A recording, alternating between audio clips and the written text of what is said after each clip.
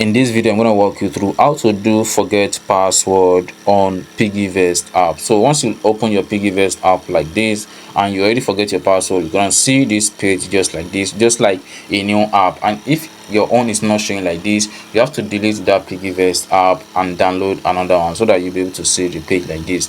Then the next thing you're going to do, just click on log in. Don't click on create account. Then right here you can see forgot your password. Click here, just click here.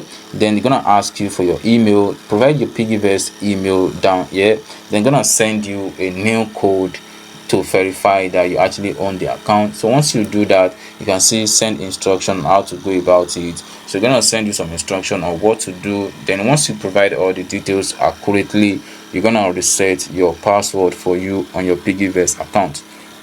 So the new password you actually get will be the one that you will use to log into your account. So once you get the new password and you reset everything right, then you can click on login again. Then put in your phone number as it was stated right here. Once you put in the phone number, then you can click on next. Then you will be able to provide that password that you just created, and then you'll be able to log into your Piggyvest account without any issue.